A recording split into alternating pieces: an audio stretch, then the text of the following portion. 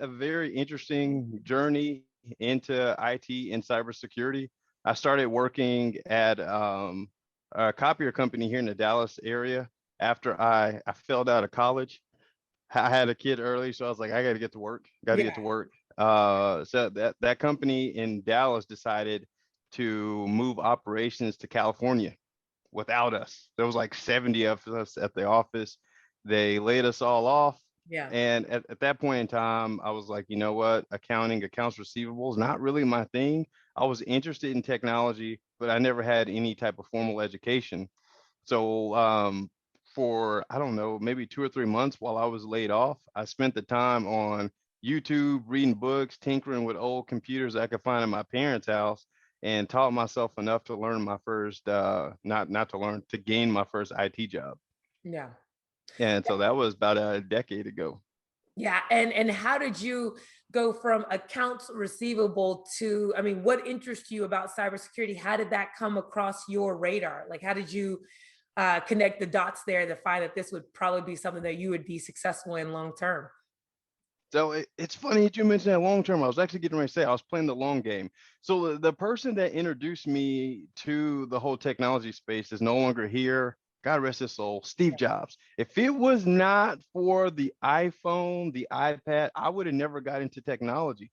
When that came out in 2007, it just blew my mind because Yeah. we went from these flip phones, candy bars, to all this technology in the palm of our hand. And I Yeah. was like, that's the wave.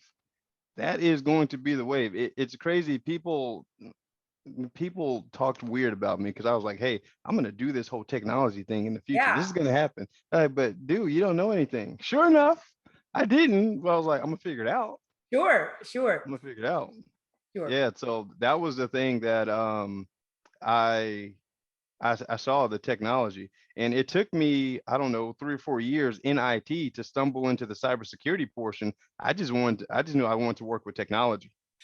Because you've got a lot of abbreviations behind your name. And what I love about it, what that means is that you went to work on your own education. And Hmm. I think you'll always have a job. You always have a future when you go to work on your own education. Go back to what it is that you saw when you saw what Jobs was doing. What did you see about the future? What did it look like to you? What does that mean when you say that?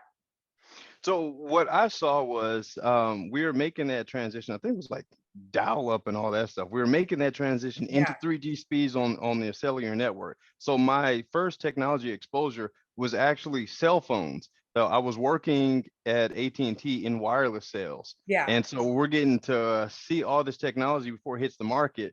At that time, it was video calling. There was no FaceTime or anything. But I was like, we went from house Hey. phones to candy bars to flip phones to I can video call somebody. And this was in 2007. I was blown away. Yeah. And one thing that I learned is when I have, and this is me personally, when I have an interest in something, I could lose hours.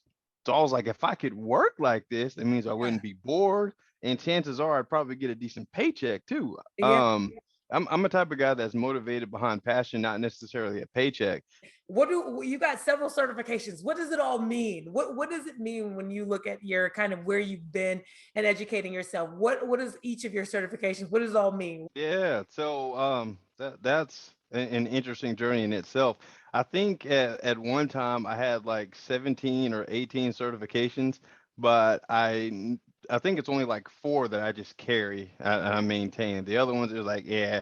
So it is the CISSP, which is Certified Information Security Professional. Yeah. There's the CISA, which is Certified Information Security Auditor.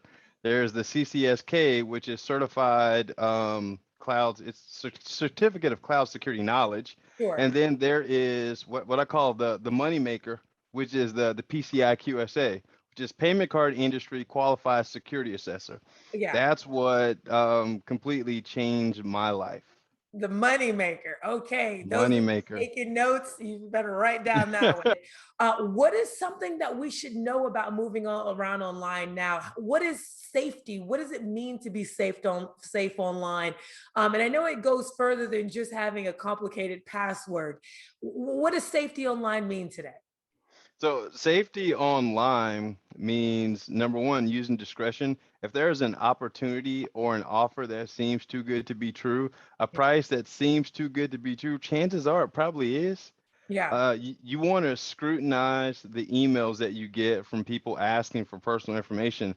They have this whole thing called phishing, Mm. which is PHISING, where cyber criminals, they'll craft an email that looks very, very legitimate, and they'll send it out to people asking for passwords. Or let's say your password's been compromised for your Chase bank account. Click this button to reset your password. What you're really doing is giving them your password, Right. send it right over there. So it's being careful using reputable sites to purchase things, making sure that they're actually secured with SSL. It's dangerous out there. It's It is. It's dangerous. I got to know more. What have you seen? What have you come across? Is there any stories that you can share as far as the danger that lurks behind a window that we have open on our computer? What can you share any stories there? Yeah, yeah. So working in the credit card data security space, I've worked with clients that have had misconfigured web servers that were taking credit card payments and indexing them into the internet. What I mean is Google. And when I say index, anytime you go and you like put in a keyword search, all that is doing is bringing back indexed information. Right. Imagine credit card numbers, names, addresses being indexed on the internet. Besides complicated passwords, how else can we protect ourselves online? I mean, emails. I mean, I hope people aren't still falling for the King in Africa emails. I mean, Oh my goodness, people are still falling for it. Absolutely. Absolutely. If you wire me $500, first of all, they're gonna take your money and then they're gonna drain your bank account. So it's just like a double whammy. Yeah. Yeah, I heard again, I heard technologists talk about trust and our concept of trust online. And I guess because off of our computers, we've got this layer of trust that we've built up over century with individuals, seeing individuals face to face.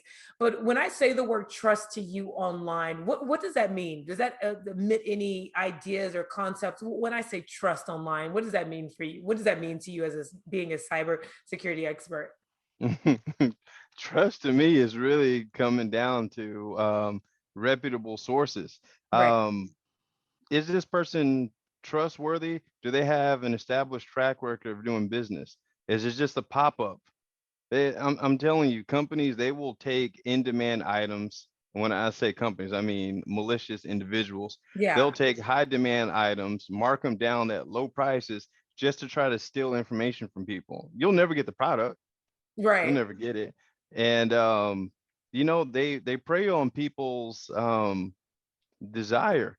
Like some Mhm. of these phishing emails and these websites, they're telling a story and stories sell, right? You get somebody excited about the opportunity to win some money.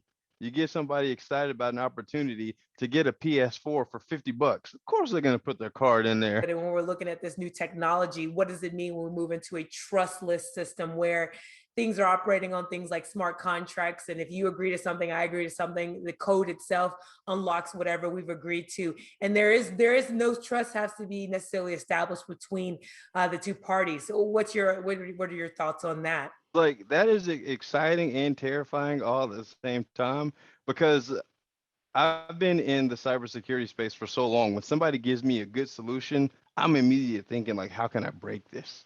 Like, how Nice. can I Yeah. hack? How can I hack this thing? Yeah. And so with blockchain, you have digital certificates, you have non-repudiation, you got all these things. If somebody modifies just a letter on something, it completely changes Right. the thumbprint on it and everything. But it's just like it's so new, it needs to be proved out. Terrifies you in what sense? It terrifies me in the sense that if it's not done right, it could be detrimental. Yeah. But I believe that the brains behind the implementation, the thought leaders, I think they'll end up doing the right thing. But the cool thing about it is it's going to open up completely new career paths for up and coming IT professionals, which is amazing. Yeah. It's amazing. Yeah, I think it will. I think for eager learners like yourself and the people you're mentoring, I'm sure that there will be lots of opportunity. Let's jump into your consulting business. Now you're consulting now. Well, you've been consulting. Now you're doing speaking. Now you're mentoring. Where is this all going for you? You specialize in something, and now you found a way to give back.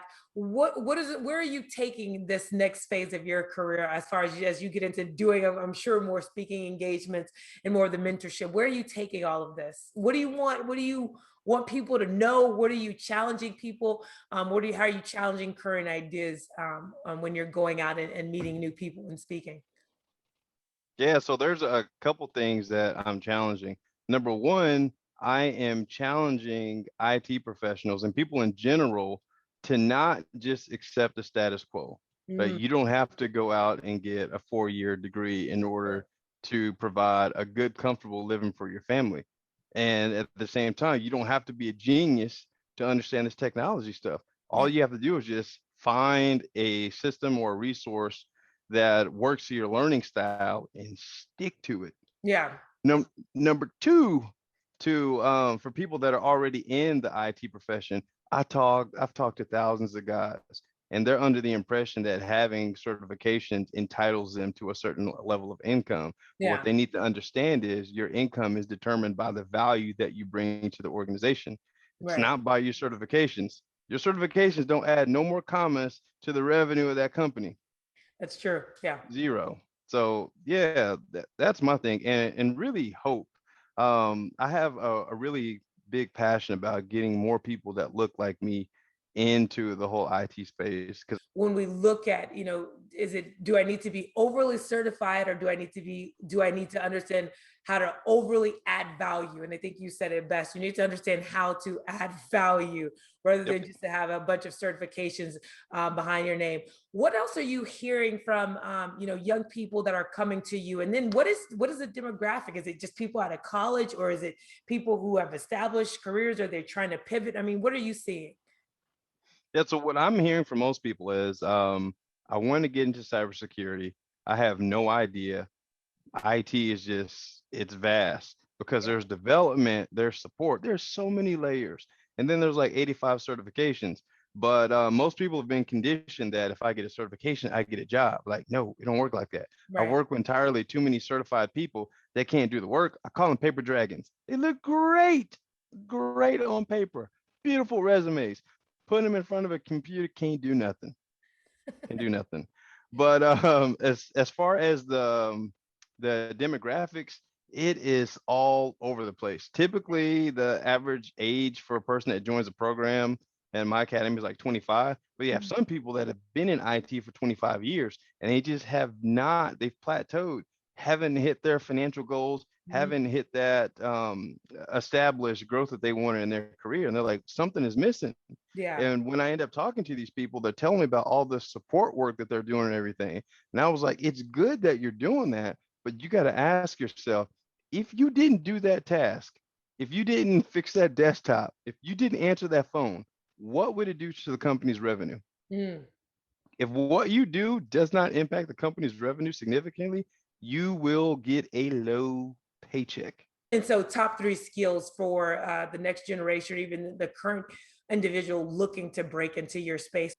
So I am for you guys listening, I'm about to blow your mind. If Yes. I could say the number one skill to have as an aspiring cybersecurity professional is understanding cybersecurity auditing. Mm. Okay.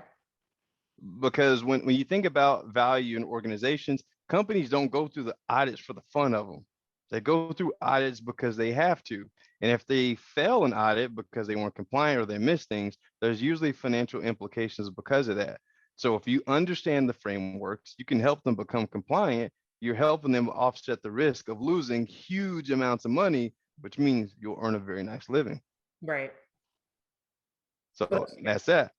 Number two, governance. So you got auditing, then you got governance, which is making sure that the people that are actually doing their jobs are doing it properly. It doesn't require you to have all the technical insight.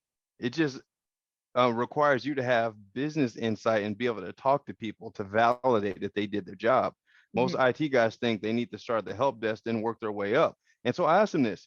So you're going to go patch those systems. You're going to go do this. Why is the guy telling you to do that? Why does he make twice as much money as you and he don't know how to do it?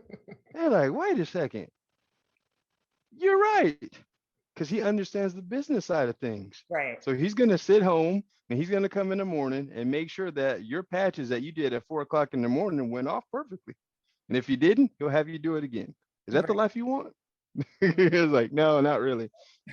And the third thing that I think is important for IT professionals to have, aspiring cybersecurity professionals. So I said cybersecurity auditing, cybersecurity governance, and then what would I say the third thing is? What would I say? Third thing would be find a specialty in those two. Mhm. So it comes down to like the difference between a general contractor or an electrician, or you think of a general practitioner or a plastic surgeon. Yeah. That plastic surgeon is going to make bank because they specialize. So if you can find an audit framework or something where you can provide governance on, maybe it's PCI DSS, which is the credit card data security standard. Maybe Mhm. it's SOX, which is for publicly traded companies. Maybe it's HIPAA for healthcare companies. But if you can specialize in one of those things, you will set yourself up for life because you won't be a Yeah. generalist. Um, some people who are transitioning out, they have a job today. Their job, is either going to be phased out again with all these pandemic changes. There are a lot of people that are being phased out of work. There are a lot of companies that are automating their processes in order to save money. When we look at, I think most people cannot fathom what you're talking about and all the learning that needs to take place because they don't understand what it is that someone like yourself does every day. And so, can you give us a day in the life of Mr. Boyd? So you want me to start with my Pilates thing, or you want me to go straight to the Yes, business? start there. So my wife and I, we do this extreme Pilates thing called Legree. Oh Oh, my very. gosh, it's next Oh level. yeah, yeah. I know what that is. Oh my goodness, next level. I love it. So we do that in the morning. Then I have a morning team meeting with my employees. I have about 9 employees on staff right now. Yeah. So we go to a meeting, we talk about strategy, what we're going to do, meet with my assistant, figure out the game plan. Then generally I jump into consultant role. So what most people don't realize is I'm actually running 2 companies. So Mm, one, there's a cybersecurity consulting firm where I'm helping companies design the systems and the processes to make sure that they're compliant with the credit card data security standard. The right. other part is I'm teaching the IT professionals how to learn and master the cybersecurity standard so they can go get jobs, some at Right. my clients. Yeah. So I'm having meetings with clients, reviewing diagrams, designing system architecture, giving guidance. So if you guys are listening to this, I do all of this with my MacBook and I'm using Notepad and OneNote. Oh wow. I'm not doing a whole bunch of technical stuff. So when they join my program, hey, what tools am I gonna use? OneNote and Notepad plus plus. Like, you serious? We're not doing scripting, we're not writing code, we're not programming. I don't know those things. I don't have time for Yeah. that. That's not my Really? bag. Okay, so you're running this consulting business, and also you are running your academy, your training program. And so, morning we've got yoga, we've got Pilates, and then how does the rest of the day fill out for you? So one of the things that I like to do is cook dinner. Okay, there you So shout out sponsorship time for you. Shout out to HelloFresh. We get a Hello Fresh box delivered. My daughter, she's 8 years old. She likes to cook with me. My wife, she doesn't like to cook, so I handle the cooking. But really, what day looks like is a couple meetings with clients, yeah. giving them guidance, feedback over what they should do to become compliant, or future planning if they're going to implement a new application or develop something, answering questions from students. I have structured days like on Mondays, a couple times a month, second and fourth Mondays, where I do resume reviews. And I Got have a live session on Thursday evening with all my students in a Zoom session where mhm. we can go over Q&A, strategy, interview prep, questions about the security standard. So I would like to feel that my days are filled with adding value, but just not code. Good. Man, wow. That's amazing. And then you are doing this. Are you in person doing any of this? Or are you all strictly online? So the academy is strictly online. Mhm. The consulting, lots of it, I won't say lots of it, majority of it's done online. But now, guys, listen to this, very, very important. If you want to choose a path to go, PCI DSS, Credit Card Data Security Framework, 12 requirements. Requirement 9 is physical security controls.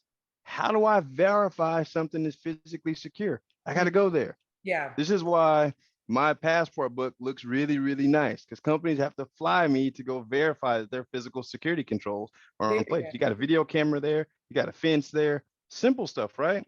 But Yeah. if I'm doing a security assessment, I'm advising, I'll go meet with clients wherever they are. But most of the stuff is just done from my office in Dallas. What else would you leave behind for students who are still on the fence and hesitating about making a career change? Do they need to do it now? Is this something that you would recommend for your students to go ahead, invest yourself now before the space gets crowded, before everybody and their mom figures out the life hack happening here? Or what? Yeah, I would say that there's no time to waste, because at the end of the day, as long as you're living, time is going to pass by. Yeah. So you could take advantage to do something valuable and learn and grow in a field that is there's like less than 10,000 professionals that are even certified in the entire world. Oh, wow. Wow. So this is Wow. completely blue ocean. Expertise in this would it'll set you up for life. That's why our program, we teach people how to manage, not manage, how to master this framework in a matter of 90 days. And people go from these low salaries that they're dealing with to double and tripling their income. Yeah, yeah. Oh, and I got to ask you this: what background are professionals coming for you? Are they all IT professionals, or do you have people coming from completely different industries? Say the arts, or Com- say, teaching. completely, completely different. Completely different. And so what we do something that's very, very special for those individuals. And we really do this for everybody, but it's specifically for people that don't have the IT background, because they're concerned. It's like, okay, I learned the skills, I feel confident in it, but who's going to hire me because I don't have experience? Right. And so this is where they intern with my company. Gotcha. So There you you go. get to get the hands-on experience. And Yeah. you get to There it put is. that down on your resume that you're a security consultant, because you're going to work on active security assessments. What's the future? What's the future for you in your course? How many students do you want to serve over the next, let's say, 5 years? I mean, what are your goals for your academy? Oh, uh, it's hard because we've like on an explosive growth level. My vision was to serve 1,000 students a year, but my enrollment team is really good, so they'll obliterate that. Good, good, good, Yeah. good. That's so good to hear. Well, I'll tell you this. I think you've added a lot of value in this conversation. I think there's going to be a lot of people that are probably going to find your course after this, after they listen to this. Tell us again, what is you named off a few certifications that you have, and you said one was your moneymaker. Say that Yep. one again. What was your moneymaker again? That is the PCI QSA, which is Payment Card Industry Qualified Security Assessor. Now tell us anything that you're reading as far as anything. What do you like doing in your spare time besides Pilates and cooking? Are you reading anything? Are you watching anything that maybe could add some value? What do you? There you go. So I'm a licensed minister. So I preach. Do you? Downtime, yeah. So downtime, I'm studying. When I'm driving, I'm listening to audiobooks on leadership or sermons. So I don't spend a lot of time listening to music and all that good stuff. I got a I don't I'm not a bookworm, because I'll be honest, I don't like sitting there reading books. I'll fall asleep. But fortunately, that's a study guide that gives me activities to do. I got Yeah. real bad ADD. I got to be fidgeting doing something. But audiobooks are my jam. I Yeah. love them. I love them. Good, good, good, good. I think so. I think you may have a third act there. You're gonna be a preacher after all this. That's the Yeah. act. Yep. Yep. So Good. they call me preacher, teacher, tech guy. So they call me at church.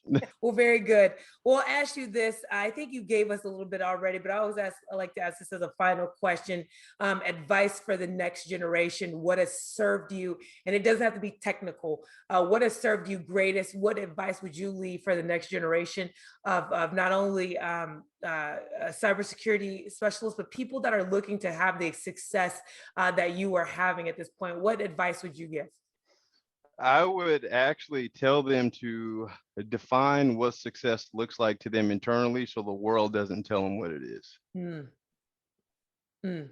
That's my biggest thing, because I chased so many rabbits trying to achieve what the world thought was success, and I wasn't fulfilled, and some of it almost got me in trouble. Yeah, yeah. And now I have to pull back this layer. How have you defined success for yourself? I define success for myself as being able to provide a comfortable life for my family. Mm. That's what success to me is. Very nice. Very nice. Well, Boyd, let us know, where can we find your courses online? Where can we find you online? Are you on all the social medias, or where do you live online? So I live online, LinkedIn, Facebook, Instagram, at Boyd Clewis, everywhere. Can you find my course online? No, you cannot. It is by application only. And one of the other things you can add to my tag is I'm a marketing wizard. So if Nice. you have never seen anything about my courses, because I'm not targeting you.